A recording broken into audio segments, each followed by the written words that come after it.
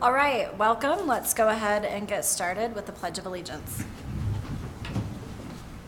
I pledge allegiance to the flag of the United States of America and to the republic for which it stands, one nation, under God, indivisible, with liberty and justice for all. Thank you. I've asked Commissioner Hunt to give us a thought or legislative prayer tonight, and so I will turn the time over to him. Yeah, I'll give a quick thought. I was trying to figure out what I was going to say today, and I came almost directly from a meeting, well, kind of an on-site meeting. I was walking through these cornfields up in West Haven, about 60 acres of cornfields, and trying to talk to this property owner about all the irrigation ditches and where they go, and he's going to subdivide the property and sell it into single-family lots, and we're trying to figure out all these irrigation ditches, and he was getting really sad and overcome with emotion that he was selling his farm that had been in the family for years and years and years, and he was talking about, oh, my grandpa put this in when I was 5 years old, and he was getting pretty emotional talking about it. And I wasn't part of the whole planning commission, city council approval process on that project, but he said, I'm so thankful that the city listened to me on what I wanted to do out here. And I don't know the background behind it, but it was really cool to see him, comment on what the city was able to do with him on this property that he owned. And I don't know why he's selling it, but he was just really appreciative of the city and their willingness to listen to him. And so I kind of thought about that and just kind of reiterated to me of how important it is to listen to our fellow citizens here in Centerville and to help them and to help the city and just do and make the best decisions that we can.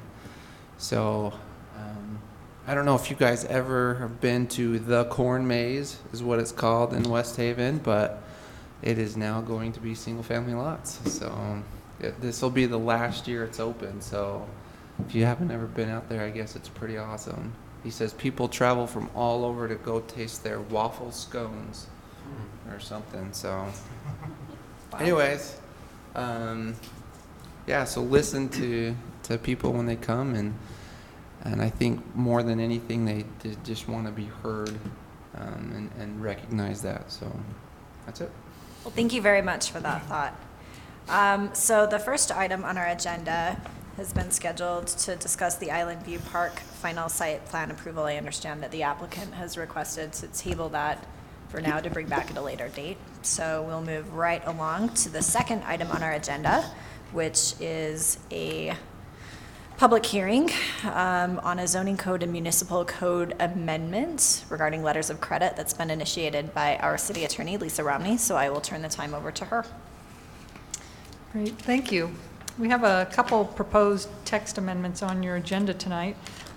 This first one is fairly simple, but it includes amendments to our zoning code, our subdivision ordinance, and our municipal code. As management of the city, we've talked about these letters of credit that we use for various subdivision bonds and some other bonds that we allow within our code. And they have been problematic because the banks really only want to issue letters of credit for 6 months to a year.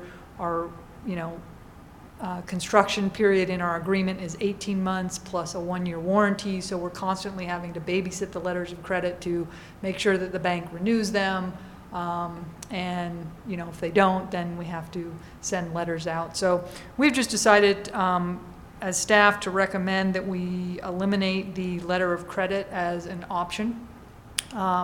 In the last legislative session, I think it's HB 315, they did make some amendments to this section of the code that talks about what kind of security we can require for our bonds, and it just says that we have to have at least 2 options. So now that's set in code or statute that we have to have at least 2 options, which we do. We allow cash letters of credit or escrow. So we will be eliminating the letters of credit. And so that is in section 1251-100 for landscaping bonds. And it's also in the definition of bond agreement in the subdivision ordinance, and also security for public improvements in Title 15, which is the subdivision ordinance. And then also, we mentioned letter of credit in our franchise agreement section of the code in Title 17. So we're recommending to eliminate in those sections the use of letters of credit. So, and since this involves zoning and subdivision ordinance amendments, there is a public hearing required. Technically, the municipal code amendments do not have to come to the planning commission, but I just put them all in one ordinance, so I think it's fine if you have any comments on those as well. Great. Thank you, Lisa. Question for you. How often are letters of credit used? Is that a common So we option? track all of our bonds, because when they give us a bond, we are basically just the fiduciary with that bond money, because it's to guarantee that those improvements actually go in. And when the developer puts those in, we give the money back. So they're all in, restricted accounts. But we probably have at any given time about 20 bonds for major projects, major subdivision improvement bonds. And for instance, right now, I think 3 of those 20 are letters of credit. So it is not, sort of, they used to be used more often, and even the escrow deposit account.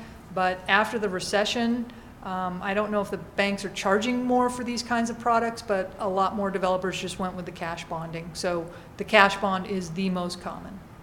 And they do get interest on the cash bond for as long as they are current and, not in default. Great, thank you. Any other questions for staff? This isn't necessarily up for motion. In our office, we use letters of credit almost exclusively. I don't know what that means about our development versus others. And cash bonds for us are a much more difficult scenario. It's harder to get the bank to play along. Maybe we got to talk to some other developers and see the easier way to get a hold of cash bonds. But letters of credit, in our opinion, are a fantastic way of doing it. I would hope we could all join and fight Lisa and Corey and leave this as an option. I understand that it's tough for staff. From our perspective, it's just sometimes codes over time, and I think this is the same with municipal codes as it is some state codes and even federal codes. Over time, they become more and more friendly for the interests of the city and those who manage that, and less friendly for the people who interact with the city. I think just from my experience and how often, I probably ask my bank to do a letter of credit once every couple of weeks, and it's a lot easier process for us than it is in the other. So I would encourage us to, I don't know how we do it, because Corey and Lisa are so powerful, but we could maybe try to stop them and keep letters of credit as an option.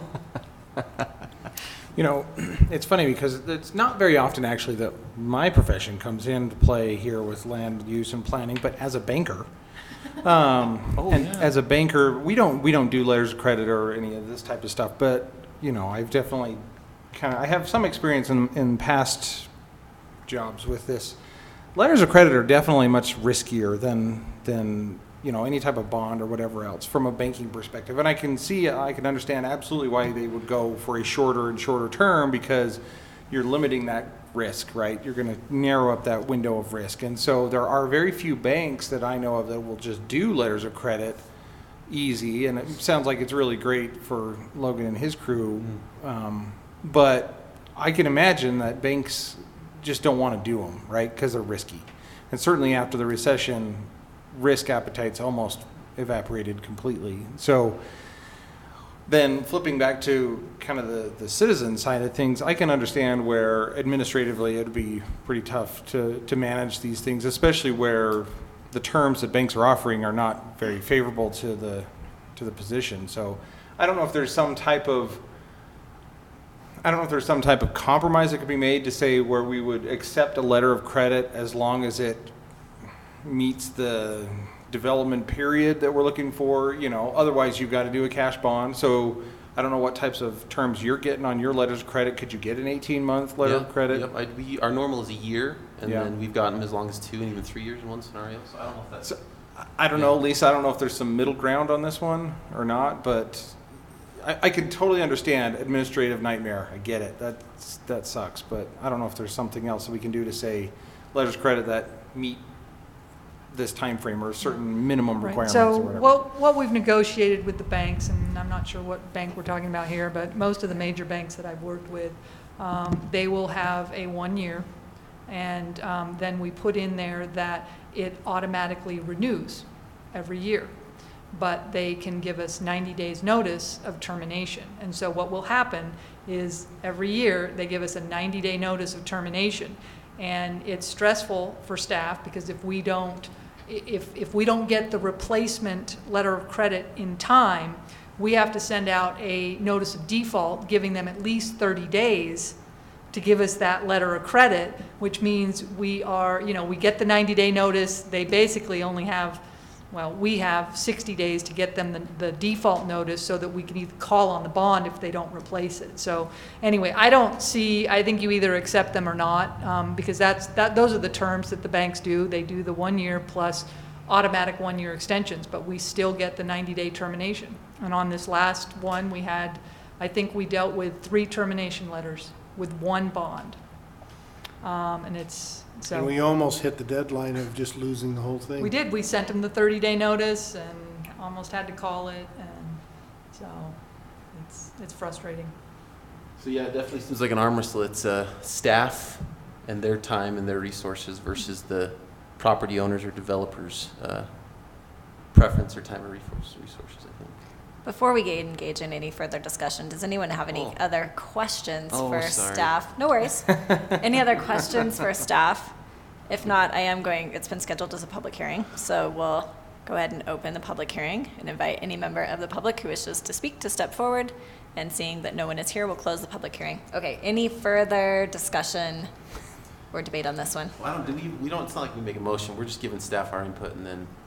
Well, you make a recommendation to the city council for approval of the ordinance. And I will say that this is a new step. There are some cities that only allow cash bonds, and that's what caused the reaction in the legislation, because cities would allow a number of different options, and then after the recession, some of them just said, nope, we want cash bond, and that's it. And so in the legislation, it said, no, you have to have at least 2 options. That seems reasonable. Give them some options. So we are complying with state law.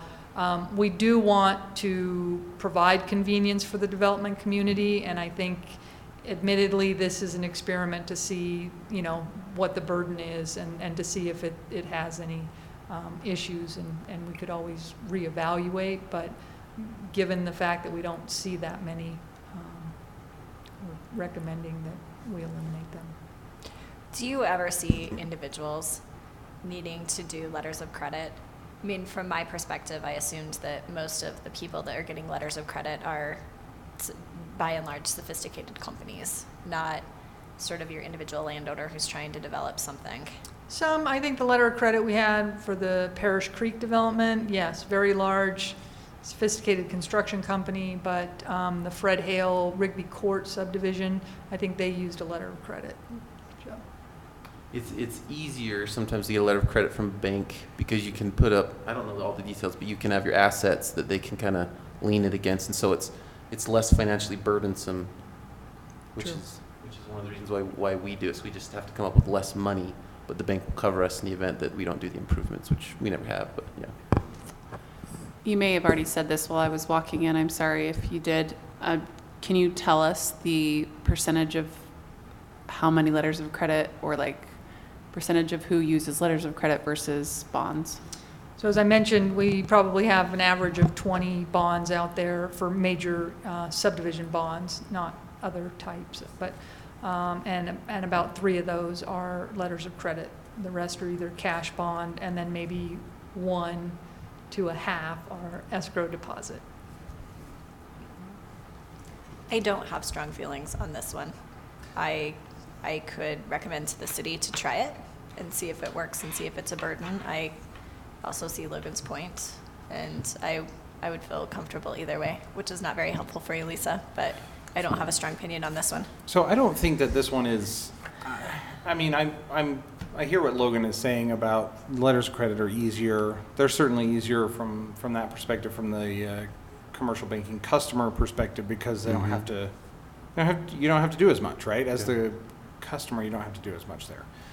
But that doesn't mean that there aren't other options. And if you have a well-developed commercial banking relationship, then you probably have lines of credit and other types of arrangements that you could do a cash bond if you needed to. You draw on that line of credit, for example, or you could, do some type of an encumbrance against that line of credit, so you're not necessarily drawing on it, and issue a cash bond essentially in a way. So in my mind, I feel a little more sympathetic to what staff is requesting, because I don't see this eliminating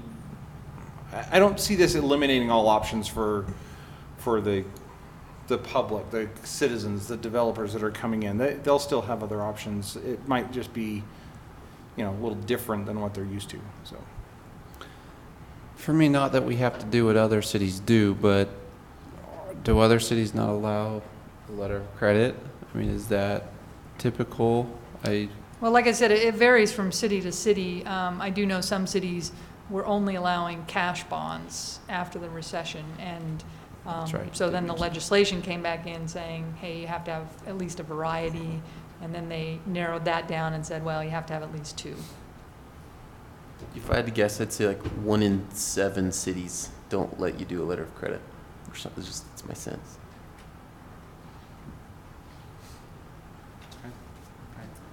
Well, I'm like Shaylin. I don't feel strongly one way or another because I feel like I don't have a lot of experience to know how to judge this. I feel like Lisa does a good job of recommending things that are helpful and conservative for our city so that we're safe. And I appreciate that because that's her role and that's her job.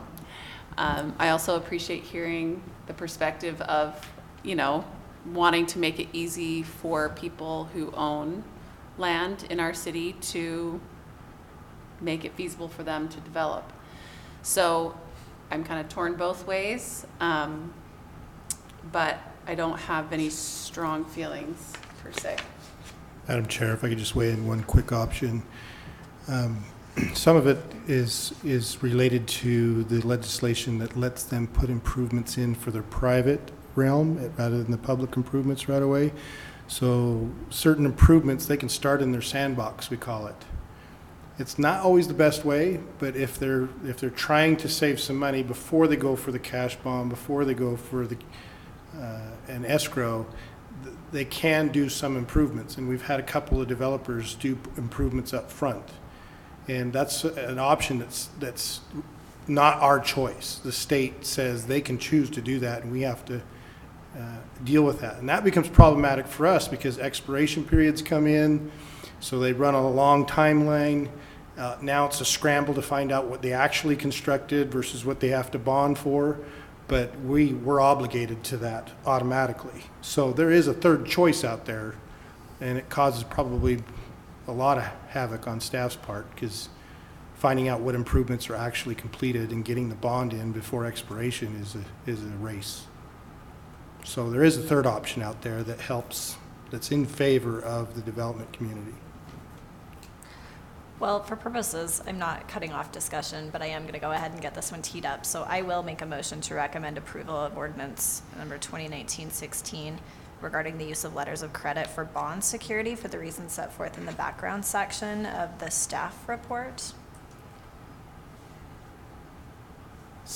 I'll second that motion. All right. Thank you. Okay, so now we have a motion teed up. Any further discussion or debate on this one?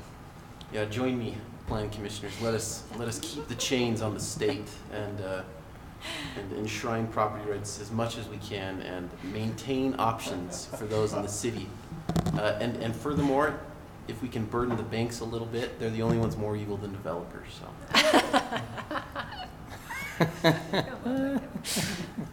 Any other further comment? All right, I'm going to start down on your end. Commissioner Johnson. Nay. Aye.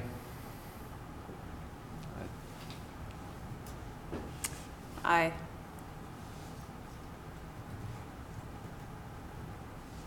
Aye. Aye. She'll work on that speech. All right, and the recommendation will go to the city council. So let's move to item number 3 on the agenda, which is another zoning code amendment dealing with the expiration of subdivision approvals. So we'll send this one back to Lisa Romney. Great, thank you. We have expiration periods in our code for subdivision approvals. For instance, when you submit your concept plan, when you have to submit preliminary, and then when you have to submit final. And then also a requirement that once you receive final plat approval, you have to record your plat within 6 months.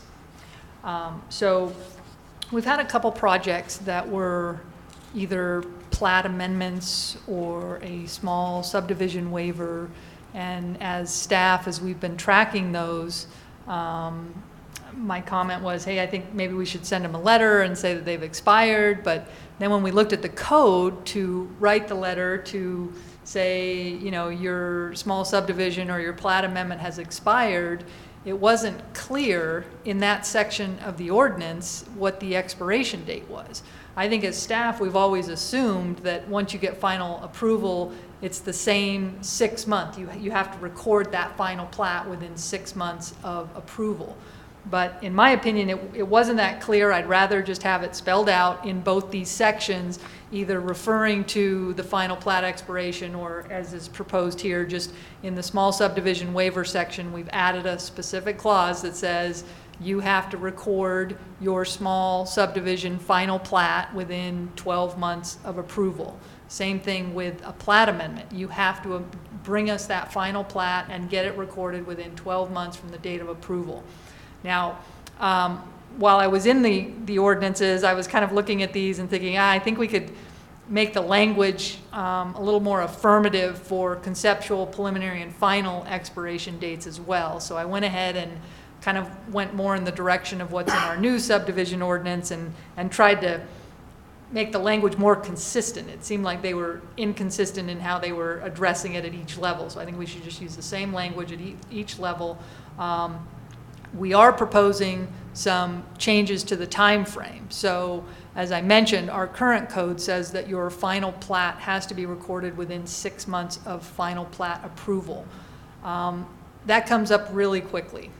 Our ordinances currently anticipate that the final plat is in much more of a final plat status than usually it is. There's a lot that happens after the council approves final plat, and we go through a paper plat review and all of that. So I think as staff in our new subdivision ordinance, we've already agreed that we should probably bump that out to giving them a year to record the final plat, because it takes a lot of time to get that, and sometimes they have to vacate easements that take time, et cetera.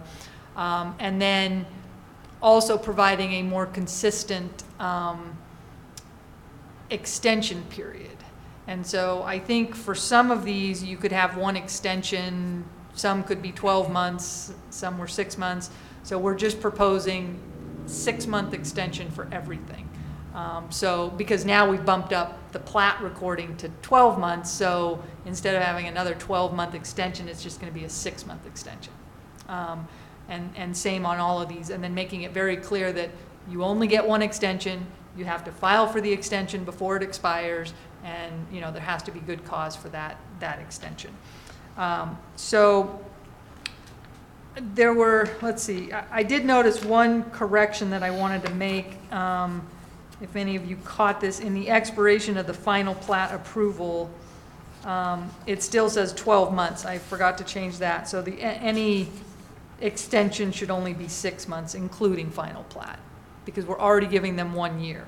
So we calendared it out, because initially I was going to give them 12 months in between each thing and a 12-month extension, but that just gave them so much time. So right now, with the way that it's proposed, that you would file for conceptual plan approval, then you have 12 months to file your preliminary with potentially a 6-month extension.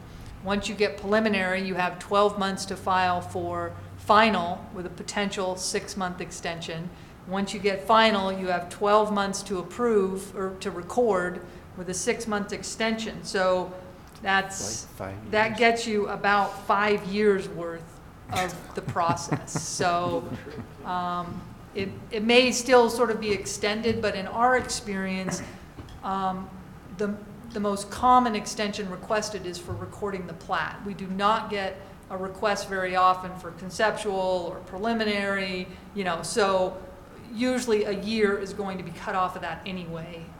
But arguably, if they really drag their feet, they could have up to 5 years. But anyway, I think that seems reasonable, and I think as Corey was saying today, actually, a lot of the land that we have left in Centerville to develop is problematic. It has a lot of issues and problems, and so some of the subdivisions that we're going to see come through may need some time. And the whole purpose of this is just to make sure that, because when you submit conceptual, we interpret that you get to go, you've now set the vested rights for the rules that are going to govern your application. So basically, if we change our ordinances within those 5 years, it's not going to apply to that subdivision. But I think I'm not saying that we can't apply the 6-month recording requirement to existing small subdivision waivers and plats. This just makes it clear, and we'll cross that bridge when we have to. Great, thank you, Lisa. Any questions for staff? I have a question. I think that what you've done has really clarified a lot, so thank you. I'm wondering, maybe this is a legal term that I'm not aware of, but what is good cause? How do you define good cause, for extension? How do we know, what are the requirements for that? Yeah. So good cause we do use in the statutes. It's a broad definition. This is a good question. It was the same one the city manager asked me hey, is that too broad? But it is used in the state statutes, and basically you just have to have some sort of showing. It's not much. But the example I've given is that, for instance, with Sheffield Downs, we did give them an extension because it was, they were dealing with these easements that had to be vacated. The demolition didn't go as planned. I think we also looked into an extension for the Parish Creek project, and good cause was because it was a very wet spring and they couldn't get in and do any of the work. So it's a very low standard, and most of the time we will approve this as a matter of course, in my opinion.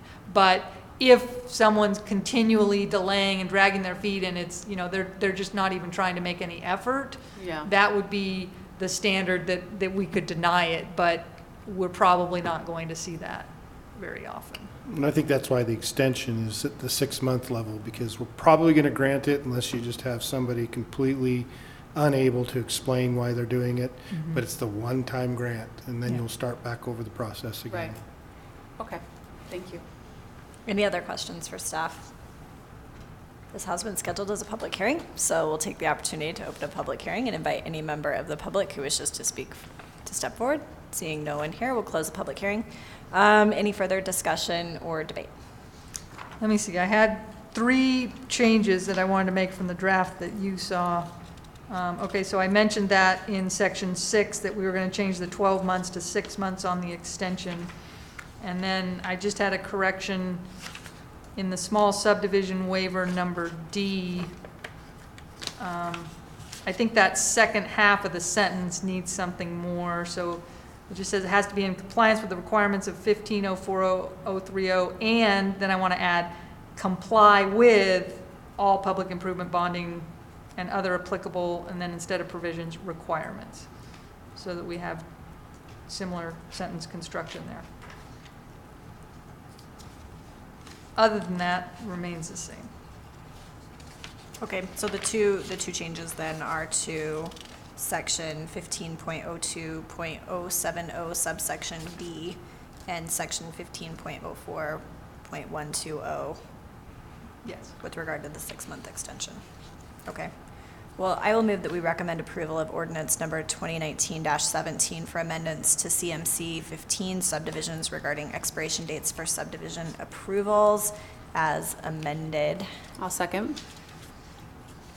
Any further discussion or debate? If- No, I think this is really great. Sorry, did I cut you off? Go ahead.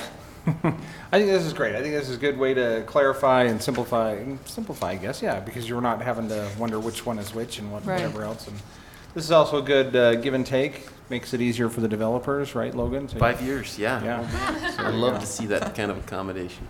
As a lawyer, avoiding ambiguity makes my heart happy. So I'm on board. Well, and I think also it's good to note that even though sometimes you add additional information, that doesn't necessarily, like more words doesn't necessarily make it more confusing. I think sometimes, you know, doing this, adding some clarification can be more clarifying. So I appreciate that. And it's going to be easier for staff. We just look and it's right there. Yeah. Yeah. All right, we're going to start with you, Commissioner Daly. Aye. Aye. Aye. Aye. Great. Moving along to item number 4 on our agenda. So we're again looking at a subdivision ordinance update. This one is Chapter 11, Plat Amendments. So we'll turn the time back over to Lisa. Okay, thank you. So we are at Chapter 11 of our subdivision ordinance, which governs plat amendments. This has been another interesting one to go through. Initially, I wanted to make sure that plat amendments were a 2-step process because it was too hard to do in 1 step, but in the end, I'm recommending the 1-step process just as sort of a compromise with some other things. I think we're requiring more from them on the plat amendment. We want them to go through the final plat process and, you know, bring us a finished product. And so given that, I'm recommending the 1-step. If you'd like to go 2, you know, I went back and forth on that, and you can certainly convince me otherwise. But another significant change that I made, just going through this page by page on section 020, is that this is proposing that the Planning Commission approve plat amendments rather than the City Council. So again, keeping that administrative decision at the Planning Commission level. So it would be a 1-stop.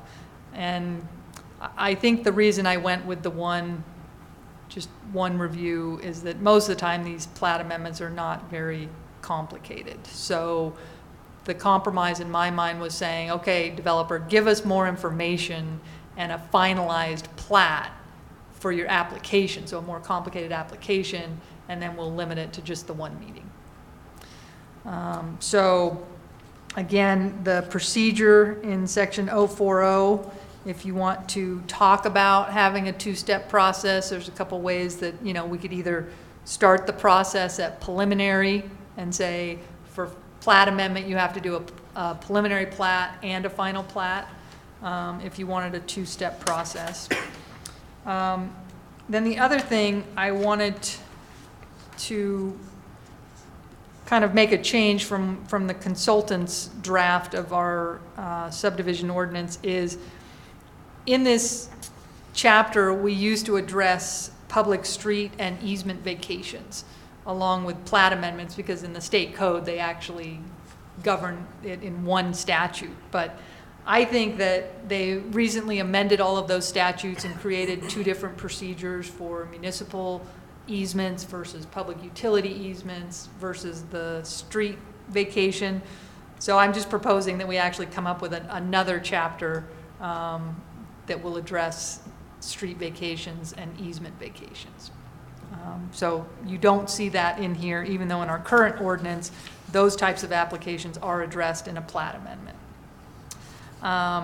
So you'll see in the submittal requirements in 060 that some of these are statutory, that they do have to give us the name of everybody in the subdivision and, you know, their signature if they consent. Most of the time, we don't get that because people just say, that's fine, we'll have a public hearing. We don't need everybody's signature. But and then they do have to submit the 3 copies and 1 electronic copy of an amended plat that complies with our final plat chapter. So they're going to bring in a nice final plat that has all the information we need. And then you'll see, hopefully you're getting used to the procedure here where it goes to the zoning administrator, he determines the completeness of the application so that we can determine vested rights. Then it goes to the department heads, then it goes to the DRC, so I just use the same procedure that we've used for other applications. Then the zoning administrator makes a recommendation to the planning commission. And again, this is a significant change in 120, is that the planning commission is now recommended to make that final decision rather than the city council. There's some language in the state code that, you know, if you get everybody's signature, you don't have to have a public hearing on plat amendments. I like to just keep things simple so staff always knows how to get the notice out and when to do it. So we just always, by policy, not state mandate, but by policy, we always have a public hearing on plat amendments. So it'll be a one-stop at the Planning Commission with that public hearing. There are special noticing requirements under state law for plat amendments in addition to final plat. So, but remember, we're putting all of our noticing in a separate chapter, so I just make reference to that. And then we send out notice to the applicant of any decision. That's standard. And then you've seen this in some of our other, I think this was in the final plat chapter, but I thought it would be helpful to submit it here because I'm trying to think practical use. Like if somebody's doing a plat amendment, we just want to give them this chapter. So I went ahead and put in our, what we call our paper plat review and then our Mylar review. So you'll see that in section 140 where we review the paper plat, get it the way we want it, and then they submit the Mylar. One comment or sort of question I have, and this might be for our other applications as well, but it says here when we get the final plat that we want, you know, the title report and everything, and then the approval letters from the utility companies verifying availability of services. So my question was just maybe for Corey, do we require at least something from the utility companies up front, or should we be asking for this with the application rather than at the end? The utility approval sheets? Most of the utility approval sheets will show up at preliminary. They're not at conceptual, but we, on almost, even our site plan, utility provider sheets are somewhere up front. But with, like, when they file the application? Yeah. Okay, because this is saying they're not going to give them to us until they were reviewing, they've already have approval. So I'm thinking maybe we should take that number 4 and put it back at the application stage. Yeah, because I think with the plat amendment, because we often also involves easements, because they want to move a line, but it doesn't move the easement, so we end up going through the process of moving the easement anyway, and we need a letter up front from the utilities that they're either not using it or whatever's being done is accommodated to their satisfaction. Okay, so yeah, I think I might recommend we move that to submit those utility sheets with your application, because we need to know before we approve it that you can, that the utility companies agree. Because that'll go to the state requirement of making sure nobody's materially injured by the plat amendment. Okay, yes, and that's another state requirement. So we've got the paper plat, then the Mylar procedure, our approval requirements, meaning comply with all these different sections of our code. And then the approval standard, as you will see, again, that language, good cause, and this is right out of the state statute. That's what they'd like us to use for plat amendments. So these approval standards are from the state statute. Then another change under the appeal section. In our current code, the city council makes the decision. And so, as you know, any decision of the city council goes directly to district court. But since the planning commission is making the decision, it goes to the Board of Adjustment. And then we have another bite at the apple at the Board of Adjustment, and then that decision would go to district court. So I made that change on the appeal to the Board of Adjustment if we keep it at the planning commission level. And let's see, revocation. I do think, given your approval or recommendation of approval under some of these The expiration ordinance, we'll see what the city council does with that, but I'll need to go back and take those and put them into this code. So you'll see here, I'll just make reference to that ordinance update. Make sure we get that in line, because I did spend a lot of time on that language, so we'll just incorporate it into these new chapters. And then if you want to change the name of a subdivision, that's set forth in state code, so we kind of bring those provisions here as well. And also if you want to correct something on a plat, there's a procedure in Title 57 about how to do that. So I just kind of like to refer to the state code, so if somebody wants to know how to do it, we know where to go. So with that, those are the proposed amendments to this chapter 11. So if you have any questions or want to weigh in on whether it should be one step or two step or the planning commission final decision, those are kind of the issues for you to discuss tonight. Thanks, Lisa. From my standpoint, I think that for purposes of protecting the city, it's always advisable for administrative decisions to be at the planning commission level and not at the city council level, because I think that there is a temptation for the city council to not recognize when they need to switch from their legislative hat to their administrative hat. And I also think that it's incredibly difficult for the public to make that distinction. So I am in favor of administrative decisions staying with administrative bodies rather than the legislative bodies. I agree with that as well, 100%. Can you remind us, you were saying that with the approval standards, you said you missed putting in the utilities. Where are you going to put that part in? So in section 1511-140 on page 4, that's where you're going to put it. That's where it is right now. It says submittal of final paper plat. And what that means in Centerville is you've already received approval from the planning commission and you're trying to do all the final edits that the recorder or the engineer wants on the survey things and that the city attorney wants on the ownership. So it's basically a done deal, and that's where I was noting that I think we should get the approval letters from the utility companies when they file their application. So I would move that to submittal requirements, section 060 on page 2. Okay. Because they should already have gone to the utility companies and say, yeah, this plat amendment works for us, because it's too late in the game if they bring it in with the paper plat. Okay, thank you. Any other questions or comments for staff? I have a comment that is so nitpicky that you don't have to really care. But in other sections, we don't have a period after headings.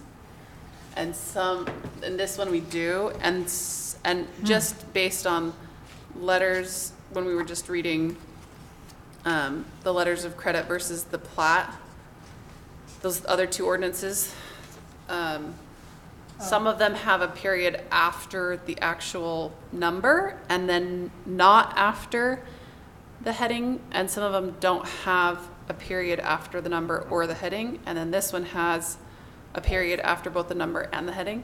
So I would just look through that and see what you prefer and keep it the same. Okay, yes, and actually when we convert these into HTML to put them on It'll all our be the municipal same. code, even if you put a period, they take it out. Okay. So the standard in the code is no period behind the number and no period behind Heading. the title, and we can't really change that. But so that's a good point, but these are all, well, I think for purposes of our drafts, we've put a period after the section number, but not the other.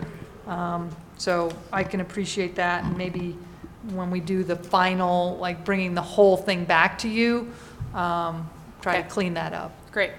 I absolutely love that you reviewed that with that level of detail. And in fact, I would move that we call Commissioner Wright here and after Becky Eagle Eye. Right, no, I'm just kidding. I'm totally kidding. No, that's great.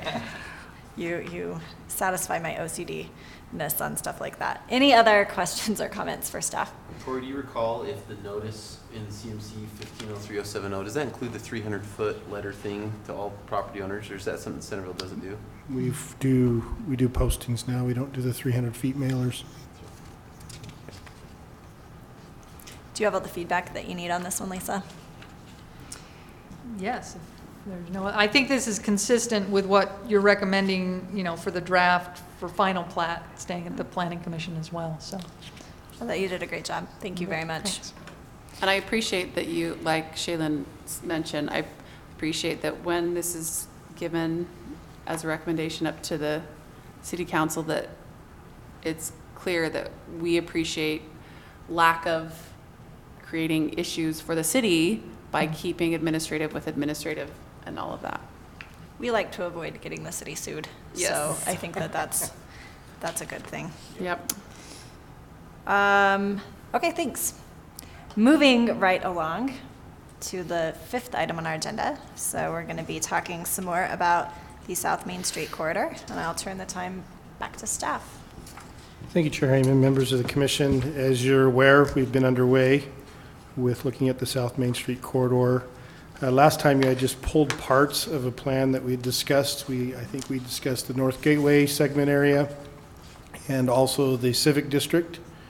And I've gone back in. I've had a draft way ahead, and I've tried to go back in and plug that. And you'll see that our discussion on residential has been taking out of those sections and moved to the optional 5th plug-and-play element of the plan.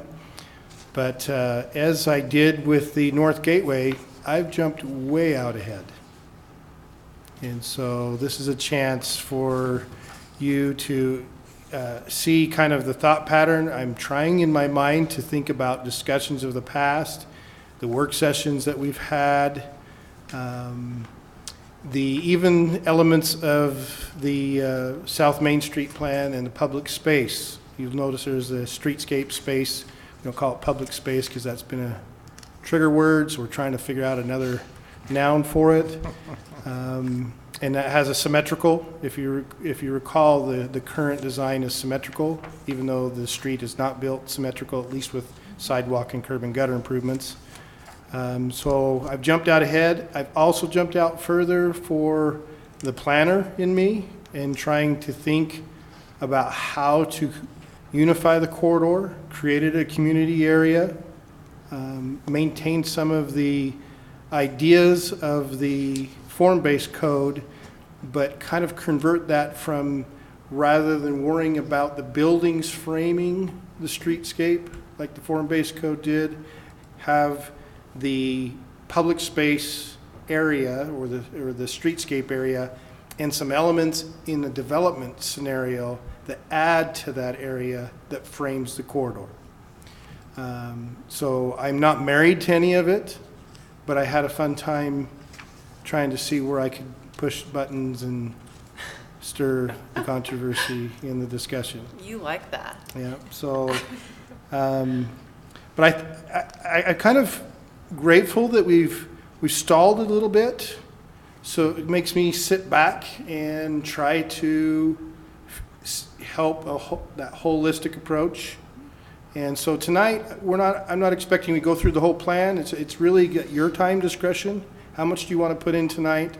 If we stayed on the schedule, the next review would be the traditional area, which would be the 2D section for I think it's the second goal, actually.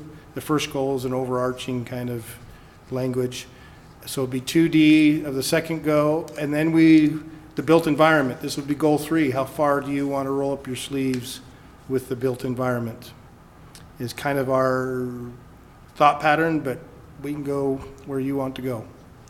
Well, I'm going to propose tonight that we focus, if anyone has any comments on the plan at large, the Corey has proposed, I certainly am not going to dissuade you from speaking, but I think that for purposes of helping staff focus and us eat this elephant in one bite at a time, I'm going to recommend, consistent with staff, that we focus on sections 2D and goal 3. So that's pages 9 through 11 of Corey's proposal. And for what it's worth, Corey, I thought that you did a really good job of trying to synthesize a lot of the stuff that we've put out there into a very cohesive narrative and break it out in a way that made a lot of sense to me, which is not to say that people won't have comments about what you've done, but I thought that it was a really admirable first effort. To at least try to frame it. Yeah.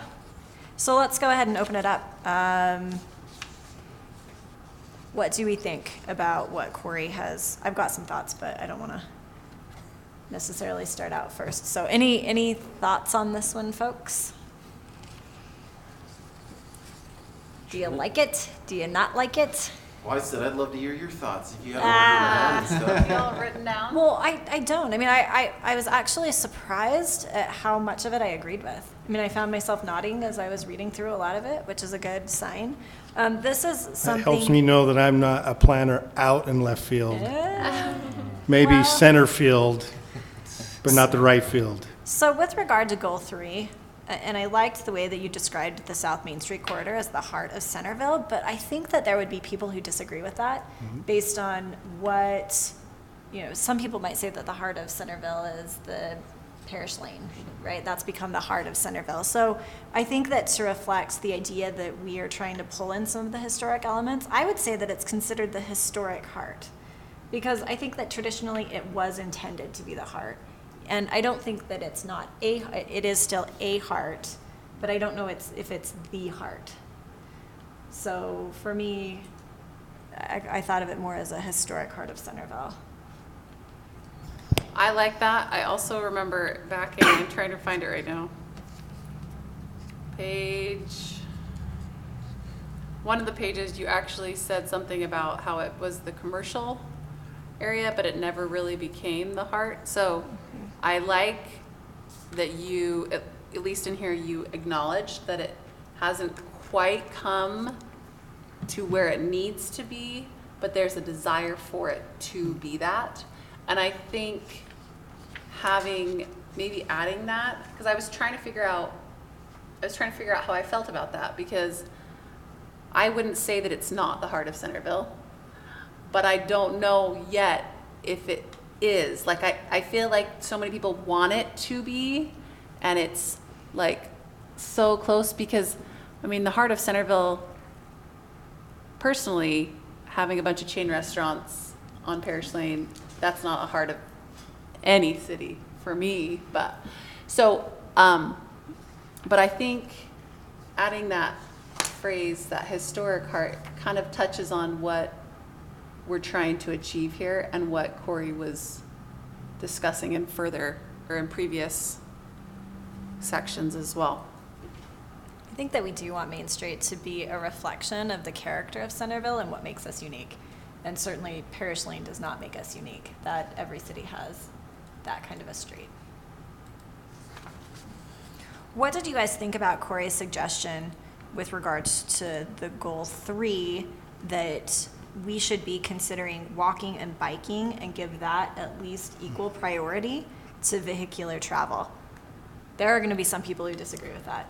I personally really like it. I think that that is very appropriate for this street, and I like the emphasis there, but there are some people who view Main Street as more of just a drive, we want to drive as fast as possible from north to south. And I think you can have a discussion about that. I was mean, wondering if it we was would have a easy to discussion draw about that statement to it, but one of the things that I kept in mind in trying to, it's a UDOT street, has their purpose. They're going to be very adamant to keep their purpose, as they should. They do promote a contextual relationship with communities. They're kind of range of target. They had a specific group dedicated at UDOT to look at contextually sensitive. That's been absorbed back into the traffic engineering department and assigned to one person to be contextually sensitive. So whether that's positive, negative, and efficient, I don't know. You could certainly take a position that's weakening, but you could also take a position that somebody's in there partnering as an eyes. But I think our plan needs to send that, UDOT is as many roads, 40, going through different communities, 89 going through different communities. There is that place where you have to pause and say, I'm at some other community, and it's the idea that we put that out there, so as improvements are made, changes are made, that contextual sensitivity is brought into discussion on a UDOT project. Oh, can I just piggyback on that? I love the idea of putting some type of a landmark at the north end. Like that idea that, hey, we're going to signal that this is this Right is here. Centerville's Main Street. I loved that idea. I don't know that it'll happen, but boy, it would sure be nice if it did. How would you see that playing out in the code, Corey? You would just have some sort of requirement, that there be some sort of monument or edifice or bust of Corey up at the entrance of the town or something? I mean, how does the rubber hit the road on that, do you see it, past what's written here? Yeah, that is probably the more fluid part of how that happens. Obviously, if you go into a mandatory requirement on a particular piece of property that's treated differently, that's not received well. But I know that in other communities, the city will reach out and obtain an easement and construct it. RDAs will go in and accomplish the same thing and partner up with a piece of property as it's developed. Downtown Salt Lake, they have their own little entity to improve the downtown, and funding goes to. So we would have to find, and that's that incentive section that I wrote in, that we're going to have to kind of start putting some commitment, because my honest view is if we rely solely on individual developments to do something, not only does it take a lot of time, but there's a lot less buy-in. And so to teeth this, from my perspective, if we're abandoning that, we're moving buildings to the street and we're trying to relax with the individuals, if we're going to find some teeth in nonconformities, in changes, in additions, I think the response is going to go better if the city sets out an economic plan to improve the street improvements, whether that's partnering in grants with the changes in roads, because you can apply for subsequent grants, and if you do a match, they do a match with you with the roadway improvement. But we have to make a commitment to do some improvements to the street so that reflects to the property owners, so that when they do come in and do some changes, they know they're belonging to something rather than, it's a heavy hand. So I see some of the features and elements and what we want to do are more public-private partnerships. So maybe at the end of this plan, when we get to the finish line, it would have sort of a marching orders even for the city itself. Say Correct. we came up with this vision specifically, let's try to get somewhere in this vicinity, something of this size, granted easement, put together funding, that type of thing. Correct. That's one of the things I really liked, and I would probably wonder, I guess maybe it's good not to specifically designate exactly how that's going to happen, because that will be an ongoing conversation. But that is one thing that I really appreciated about this, because I've always felt like we talk about wanting to have sort of this cohesive feel, and I feel like unless the city can take a lead on that, it's really going to be difficult Correct. for that to happen, with market forces being as they are, with the types of businesses that we have. That would mean that the city council, and residents would have to have some buy-in on that. Mm-hmm. And I think if we can, so at first I was like, well, we need to kind of figure out where the rubber hits the road kind of thing, like let's talk about this more. But then I thought, you know what, I think having the buy-in of the plan and then hearing how residents are comfortable making that happen, I think then that will kind of evolve and come to a state that we're comfortable with. So I appreciated that, because I think that's important. But that doesn't answer the question of how do we feel the equal I was mode just, of transportation. I was Oh, just yeah. going to bring us back to that. So nice segue, Corey. Because I was thinking, look, saying that walking and biking are to be given equal priority is, I think, a forward-thinking planning perspective. There is no question that is forward-thinking. And I don't think that it has to be equal. It can be that it be given significant priority or some priority, right? There's a gradation. Do you really think that's forward thinking? I do. Bikes are like from the 1800s. Really though, if you look at if you look at like the state code for bike access and priority on roadways, unless it is unsafe for the cyclist, the priority is equal in lots of situations. So I don't think it's very forward. I think it's consistent with with what we have elsewhere. Let me clarify. Okay. Do I think that it's forward thinking in general terms? No. Do I think that it's forward thinking for our particular city? Okay. Yes, I do, because I don't think that that is what most people view our Main Street as. I think there are a lot of people who say we don't really see a lot You of wanna do people walking 45, Main 50. Street. Nobody's really out walking Main Street. Boy, we don't like bikes, and we wish that they weren't on Main Street. I mean, I think that there are people who have that approach, not me, but I could see people, and so I think that it is forward thinking for our community, yes. Where this is a UDOT roadway, what power do we have to say what happens in the right of way? I mean, isn't that all up to UDOT, or are we thinking UDOT's gonna say, yeah, go ahead and do this or do that, or I know we've kind of discussed that in the past a little bit, but I mean, Yeah, there's, We- go ahead. Finish. I mean, if we say we want a 12-foot park strip and a 6 to 8 foot sidewalk for pedestrians, are they gonna say, okay?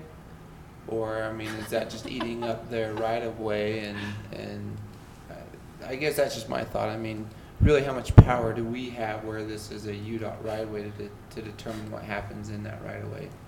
It's a partnership. I can tell you, if you just look at the management of the roadway today without thinking about future projects and those kind of elements, today, given the existing right-of-way, UDOT controls the travel lanes and designates the city for the agent from the curb back to the right-of-way line. So when we talk about installing, inspecting, handling the sidewalks and so forth, unless it's part of a reconstruction of the travel lanes, the city is inspecting and monitoring and improving From the changes from the curb to the property line. Additionally, I mean, I think, So we have right to cite people for weeds on the sidewalks. All of that is empowered. Trees hanging over the right-of-way, that's our responsibility. So how much land is there from the curb line to the right of way line right now? I mean, are we talking 8 feet? 8 or feet. 8 feet? 8 feet, generally. So if new development happened and we want more pedestrian, bicycle friendly, we would say vacate this and we want a wider right of way? Yeah, or- that's where you get back into the future planning, is UDOT's trying to figure the travel lane width. They own and maintain the full right-of-way dominance to handle the roads. Uh-huh. But they are required in cities to be contextually sensitive to the city's general plans and the community plans. So if you don't have it in your community plan, it's like free will. They'll just do whatever they want to do because you don't have a say in it. If you have a say in it and you have something, then they're supposed to take that into account and start weighing that balance. So an example would be is if we wanted to do what I see some of the design guidelines doing, one way to handle an expansion is acquire additional right-of-way. You know how UDOT's going to be looking at it. Well, if we got our travel lanes, We don't want it. we're not going to go condemn for additional right-of-way. Or if we need to expand the project, we will. But you can handle extension of pedestrian sidewalk easements onto private property dedicated to the city and things of that nature.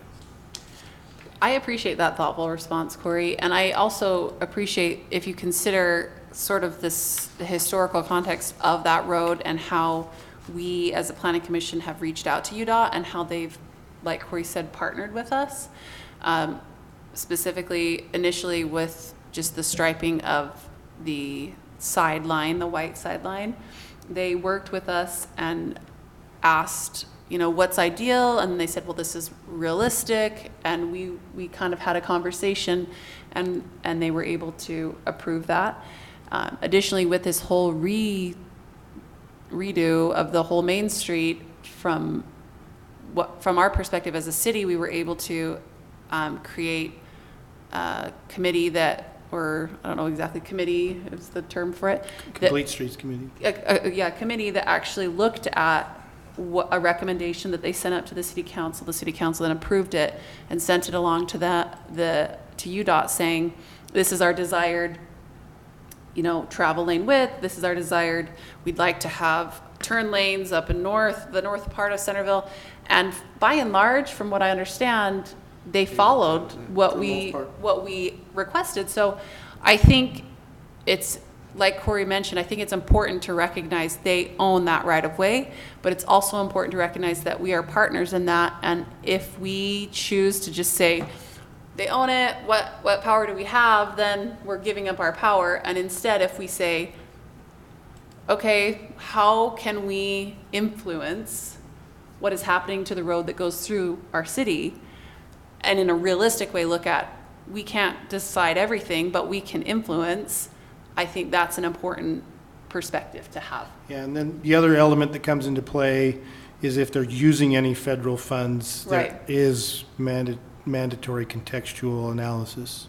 Yeah. Okay. So, So I'm in favor of leaving in the language that Corey has proposed here with regards to how we view this corridor, with the walking and biking being at least equal in priority.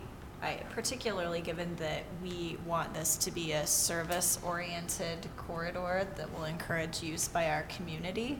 And I mean, eventually I suppose we'll all have our own little lime bird spin scooters to get around, right, on Main Street. Seems like those are taking over the world. But I like it. I'm in favor of it. My question is, the only thing that kind of, and you know how I feel about walkability on Main Street, but the only thing I kind of thought maybe would be more amenable to other people is to take out the at least. Because to me, if you say at least equal, that means It might equal be or greater. more.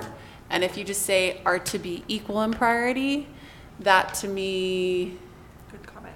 feels a little bit more like we could Nuanced. Yeah. I agree with that. Can I throw a late wrench into this thing? Yeah. I was waiting for that. What do you have against walkers and bikers, Kevin? Nothing. No, so here's one of my first thoughts with this is that we say additionally other modes of travel, such as walking and biking, and we leave it there. What about light rail? You know, I know that we've had that conversation and it's old and it's dead, but some things never seem to die, right? And so what I don't want to have happen as well is for this to be a lightning rod for somebody to say, well, this is a backdoor Yeah. shot at bringing light rail down Main Street because we say that other modes of travel are to be given equal priority. So I don't know if there's a way that we could, I mean, and Shaylin throws out the bird scooters because those are probably headed our way soon. Maybe we need an ordinance about where you They're can fun. dump them. I'll say they're fun. But maybe we need to figure out some way to narrow that down. Like, this is what we really mean. We don't really mean all sorts of modes of travel. Do we want to call it historic modes of travel? No. Well, there's the old trolleys, right? Shaylin's So be trying to put the careful. word historic anywhere she can. She's Be like, careful, Shaylin. Y'all know that I was just kidding on that.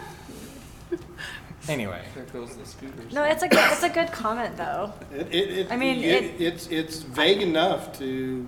it is. because I did not read it that way, but I could see how it could be read that Sure. way. Yeah, and certainly I know that that's not what we mean. Right. But I don't think we want to give somebody that ammunition inadvertently, right? So you purposely don't want to give someone that ammunition to follow through with that, but you also don't want people to assume that we're okay with that. Well, Right.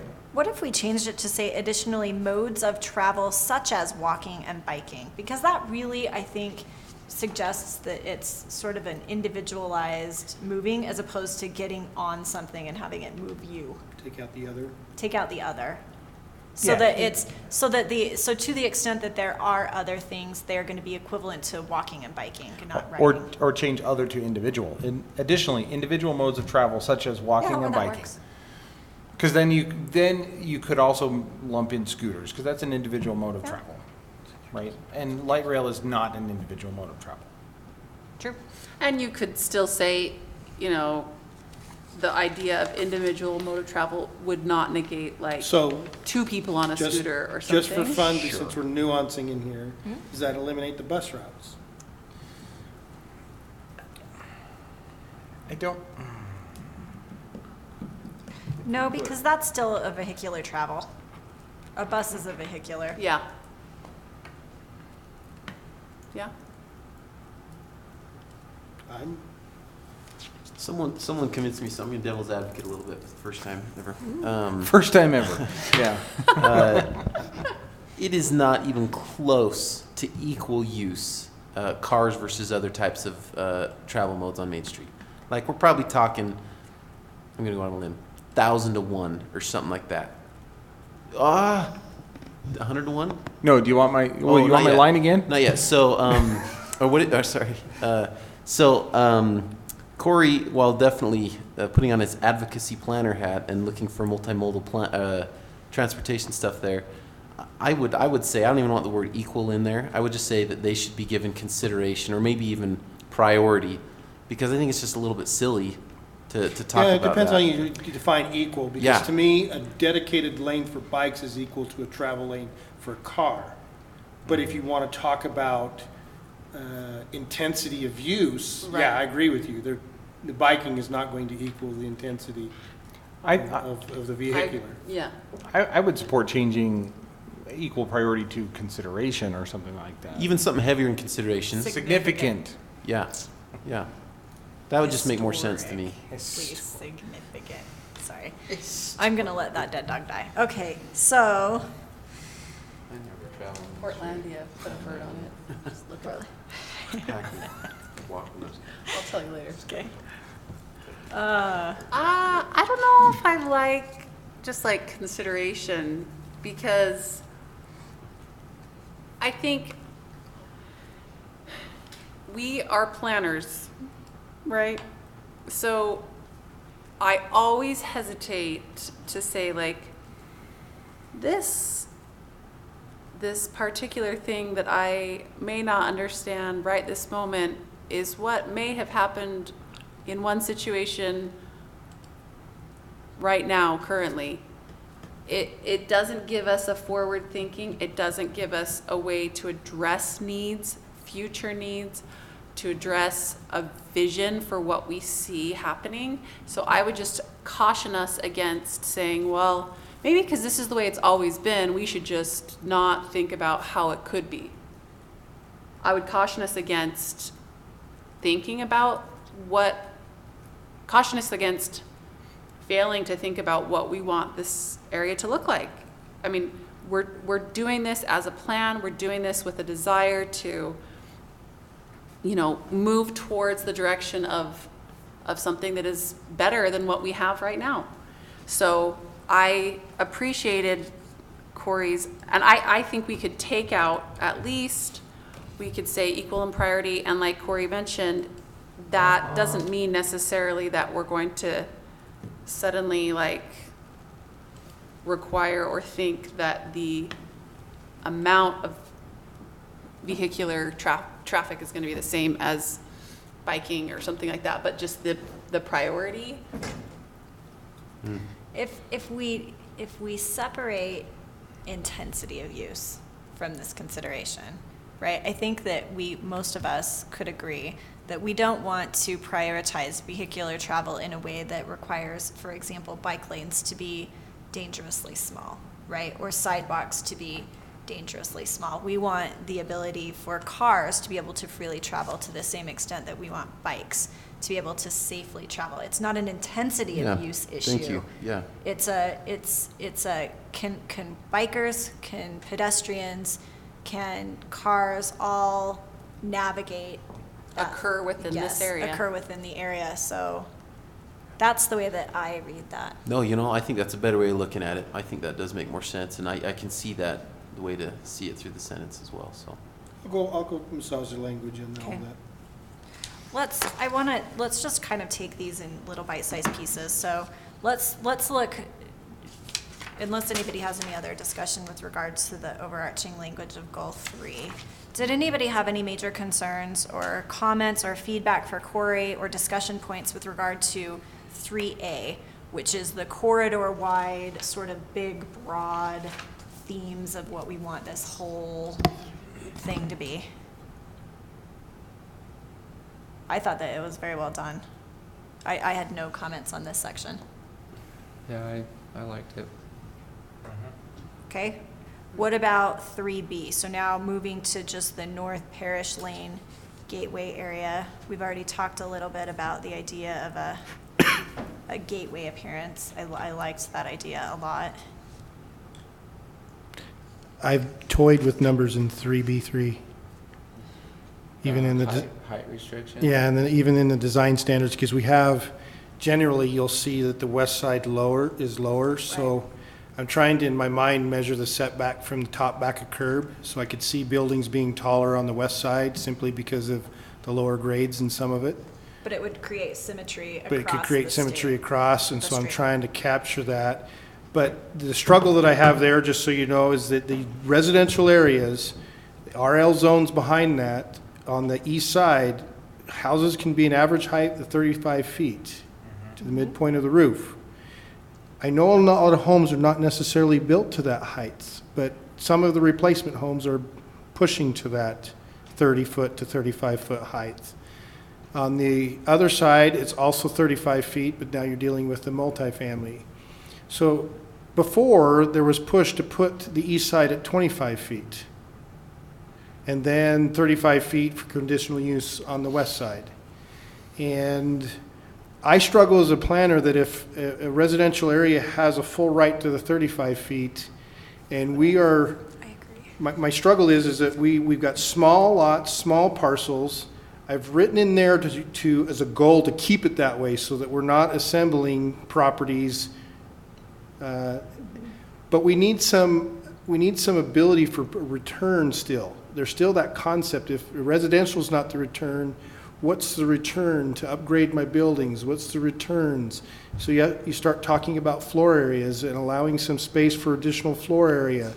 You know, whether we go to reduced parking, whether we go to some type of reduced landscaping in exchange for other landscaping features that we really, really, really want on these small parcels.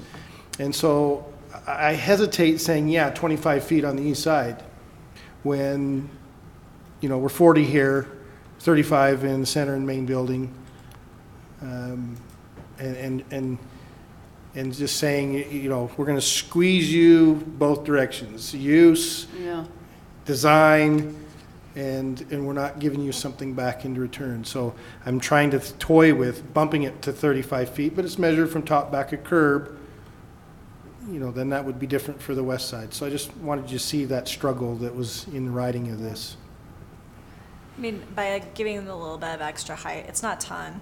I mean, it's just a little bit of extra height, but it might allow for something like a live-work unit, Yeah. right? The idea is that Mhm. I've heard some city council Yeah, like what do you do with support- what do you do with the old 7-Eleven to really rehab that? Sure.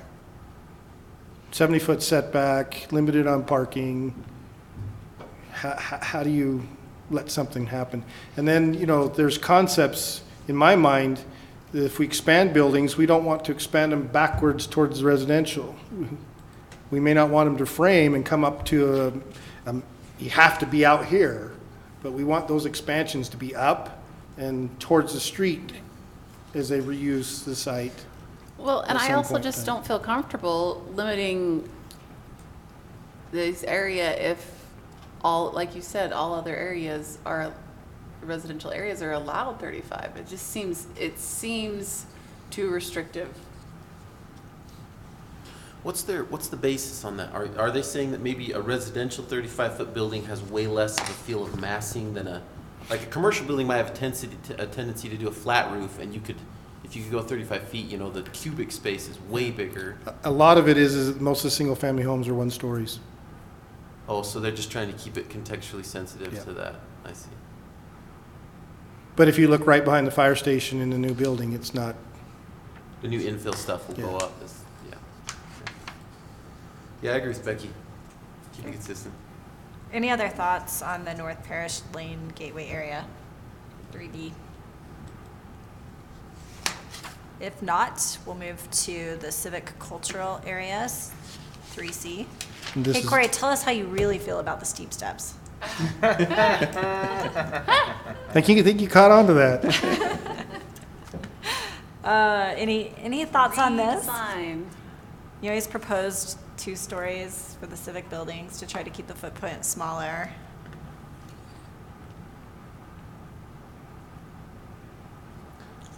I still don't love the idea of eliminating the vehicular left turn conflicts, but hey. I'm willing to, I mean, the option is to leave it, that we desire to leave it that way.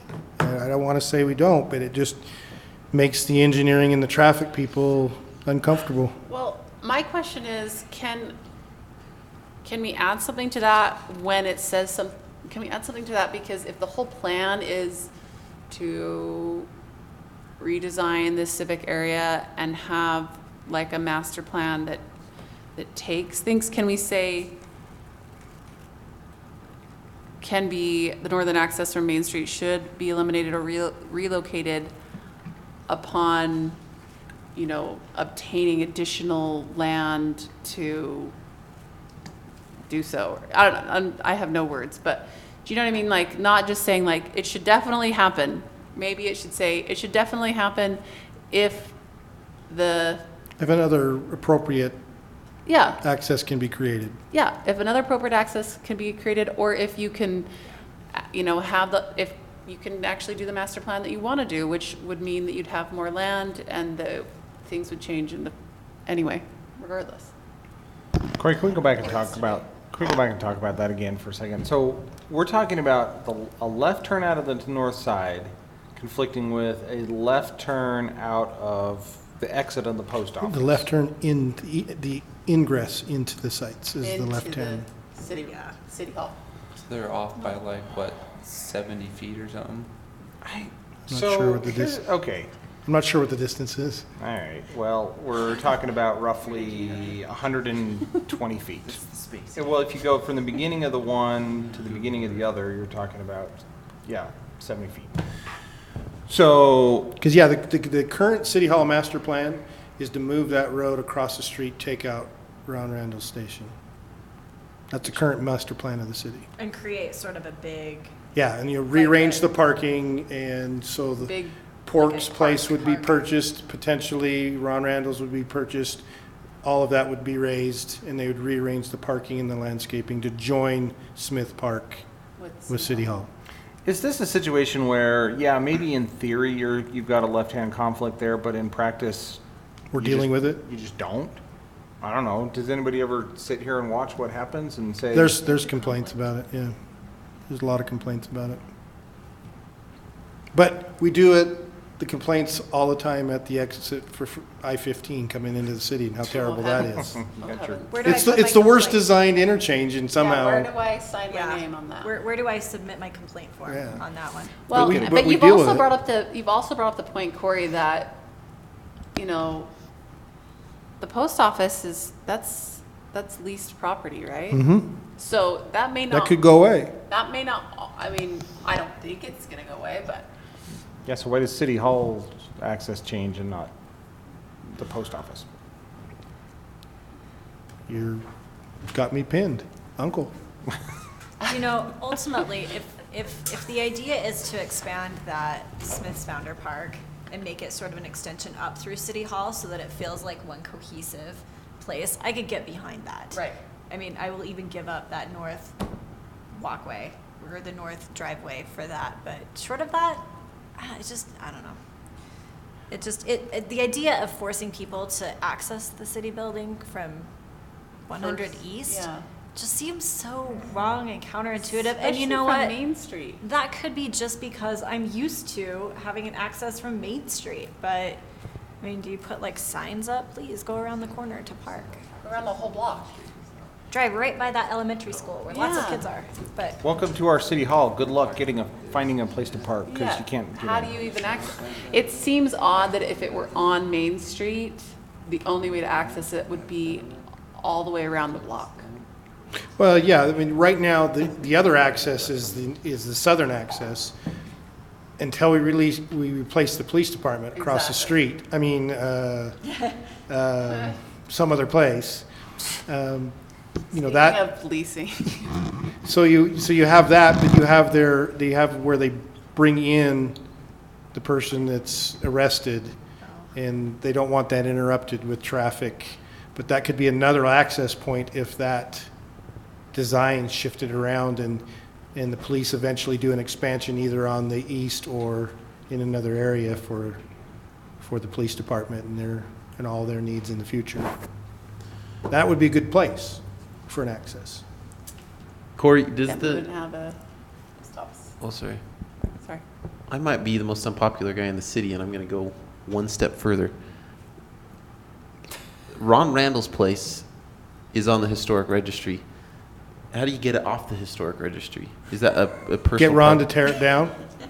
Anybody can tear it down. There's no mandatory How to did he keep get it. on it? He had to apply for that or something? Landmarks Commission Nominated it? wanted to investigate that. Ron Randall agreed to have it investigated, and it qualified, and last year it was put on the National Register of Historic Places. It's not a mandatory, it's a voluntary for a lot of incentives to preserve historic structures. I think the struggle that you have and the difficulty, if I'm being honest, is now that it's on the register, the Dual Creek Historic District has got some grassroots expectations, which it didn't have several years ago. And if you remember the Parish 2 northbound lane turn, or eastbound 2 north, we took 13 feet of the parish house. It still meets the RL setback, didn't touch the structure, and the community put a lot of negative pressure to the city council on that project, saying you're ruining a historic property. So from my perspective, if Ron Randall his station has a community identity to it, it is part of this Dual Creek district. It's one of the last stations, and I know that the issue of funding and remodeling and maintaining and all of that is a big deal. But I don't see the temperature in the idea of the horizon of this plan. I don't see the temperature that the Ron Randall station is torn down and taken out of the city. Could you? Yes.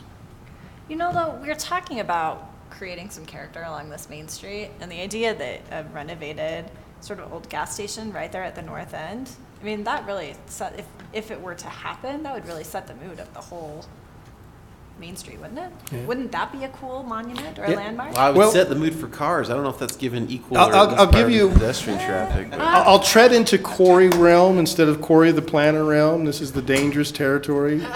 Just up front, it's a disclosure.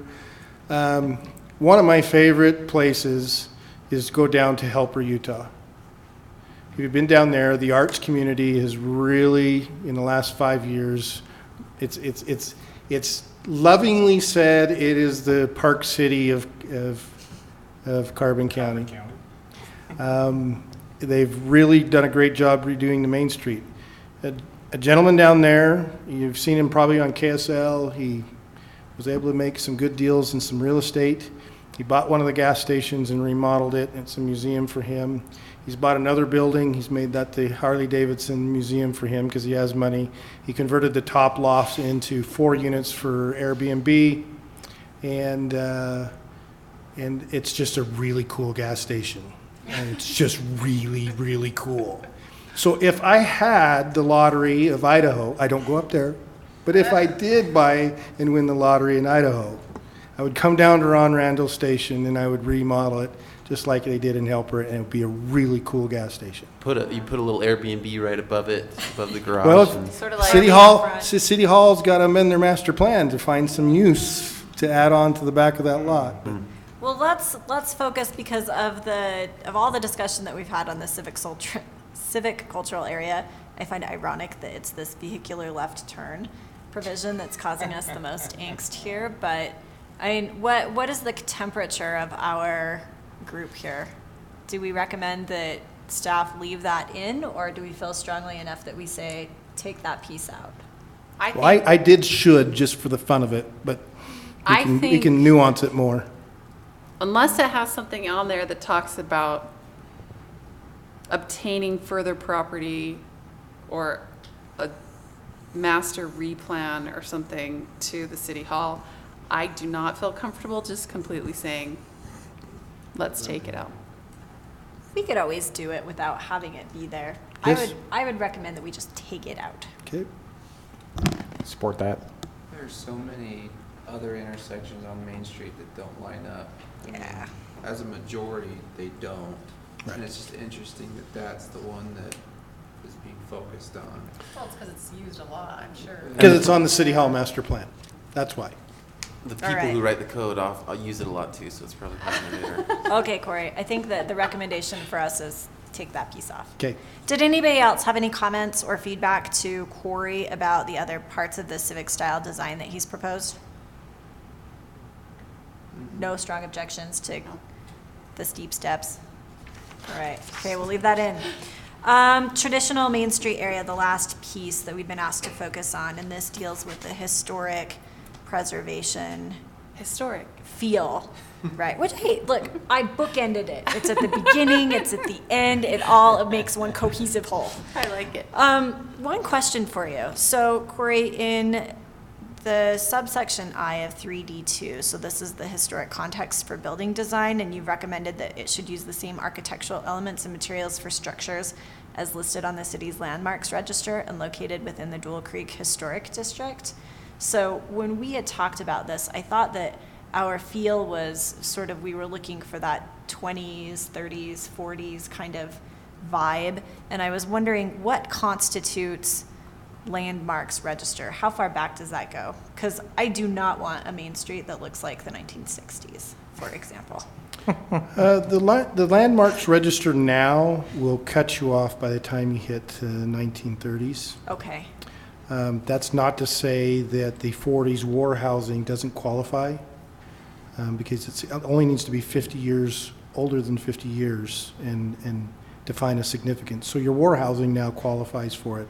It's that split level 70s home that I'm kind of avoiding. So you make a good point if you just call it out simply as that, but our landmarks register right now consists of 30 and earlier Okay. in periods. So that's where it is. And then I was trying to use item I or double I there to say, well, but we may not have all of that architecture Right. style inside of the city. So that's what I was doing.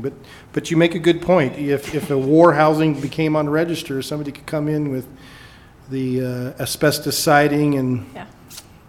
say that's the material I'm using on my But building. speaking of the register, didn't we just say that Ron Randall's? Yeah, it's one of the few. It's a commercial one. So- Well, everything else and is that's homes. Everything else is homes. 40s? So that's on the Okay. register. I'm okay with the way that it's drafted then. I just wanted to make sure that we But weren't pulling in some of that more interesting architecture from other eras. Come on, man. All right, I've been on record. I don't like the 1960s, 70s architecture, and I don't like the color yellow. Next. Well, I can add that. You Quick missed fact. some of those, yeah, holy cow. It's getting personal here. Okay, any other feedback for Corey on the What about the section central 3.4? focal place? That is in your I was just current plan. So I like that. I was just actually going to bring that up because I was going to ask you. I remember one time you giving us some ideas to consider when we were looking at the public space plan. And you gave us some different things sort of similar to this that talked about Center Street and Main Street being sort of this, having these little hubs of like art or some sort of built structure that helps people know that they're like in this area. And I've really liked that. And I've thought about that a lot when I've gone. So it's years ago that you talked about Right. that. But I've thought about that. And I think that is cool. And I wonder if there's a way we can sort of flesh this out a little bit more. Yeah, I was figuring, well, am I way off place when I did this? You know what's interesting is that I think that's already kind of happening, and it's maybe by accident a little bit. The mural that's I was there actually saying the mural thinking. has become a very popular destination for photographs, dance, pictures, other types of things. And that's what Corey told us. He said murals. He said things like that, like drawing on the posts, light posts and stuff. That's why I keep thinking about it. Yeah, I liked the idea of the wraps. Let's wrap these ugly poles and do Yeah. something with it, you know? Yeah. Corey, do you just love like feeling like I told you so, I told you so? Time, Yeah, just but takes time. I'm glad that you drew this out, because I actually wasn't focusing on this in this way. I don't know that there really is a central intersection, short of maybe the Smoot Park area, right? That's sort of like this natural place where people are going to gather, and it's made that way. Smoot Park? Smoot Or, Park? I'm sorry, what is Smith. it now? Smith Park. Smith Oh, Park. Smoot Park. Smith Park. Because all the rest of the way down that street, I'm not really seeing a center focal point. I mean, yes, I love the mural; it looks great, but I don't know that I would consider that a center focal point. Well, it's not yet. No, but it could be, like, that's It that's could be. pretty much the oldest commercial building in Centerville right there. Not, I don't know that it's the oldest, but it's probably the oldest one along this corridor, and you got a Is big. that Center Street? Yep. Yeah. That And you- one is Center Street. Yeah, and you got a nice mural there. I think it's becoming that, and if we were to say, here's why this works here, maybe we could figure out a way to develop it. Well, and I don't know if we necessarily need like, so that's why I was kind of wondering if you could flesh that out a little bit more, because I don't know if it necessarily has to be Center and Main. He said, for example, Center and Main. But it could be cool to have features, spaces and features, developing spaces and features, like he said, that are able to sort of help with that theme. And that's where you could allow people to that could sort of develop organically. Maybe it's Center and Main, maybe it's First South, maybe it's something else, maybe it's Porter Lane, I don't know. You know what I mean? Yeah, we could nuance it and let it, this is our goal, we want to find something like that and look at these areas for those opportunities. Okay. You know what? You've persuaded me. Okay. I can get on board with that. You know, and I could even see like a cute little decorative sign maybe going up on the corner, right? Like, oh, this is Center and Main, and have it create sort of a synergy that way. You'll likely do something with some vertical elements to create that, and an expansion of some easements for some public improvements, some benching, things of that nature, where you can just have a little center area or a couple of intersections to do that. Yeah, I was gonna say- So that you visually know you're still in that area. Right. That's kind of my thought. I keep thinking about like the central focal place, like it could be cool to have like this is the center of town, but that may not actually be like to me, I kind of think, even though I know Porter Lane is a lot more south in the town, it's pretty south in the town, especially if you think of outside of the South Main Street corridor area. But it does have a sort of like substantial intersection feel that you could do some cool things there. Maybe that's the better place, because there's still Cook to develop, you still have something you can do with the residential properties, you still have O'Brien. Yeah, and to And do. you've got Porter, that lovely house right there. you have on the you corner, have that Jeff historic Cook's house. Yeah, the historic house. You have Jeff Yeah. Cook's. You have people love Porter Lane in Centerville, and And maybe that's a better place, and then that would be the other gateway feature on the other side, so that you know when you've come and Right. gone. I don't know. So it could be multiple. What I'm saying is it could be multiple Yes, it could. You could string it type out. of things. Anybody have any other feedback on this one? We okay with Corey's proposal with regard to small scale lot, limited parcel sizes, to try to keep building footprints down? I think think that'll that's speak to a lot of appropriate. people. Yeah. Okay, anything else on this section before we call it good? Corey, you feel like you've gotten the feedback that you need? Yep. Okay, all right, well, go ahead and incorporate that, and then we'll just tackle another section next go around. Okay, I'll tackle Well that, done. put those edits in, Yeah. and you'll see them, and then we'll go to the next. This is the fun part of planning. It looks great, though. Thank you for all of your hard work. This is a lot of work. Yeah. Okay, and item number 6, so is the Community Development Director's report and City Council report. So, Corey? So I'm going to ask to be excused on the 28th, and Mackenzie has offered to manage the planning meeting for our department here, so if that's okay with you. We do have the final landscaping plan for the Cup Bop site, former 7-Eleven, or Theros is the owner. We would continue with the next part of the South Main Street and continue with any of the subdivision ordinance review.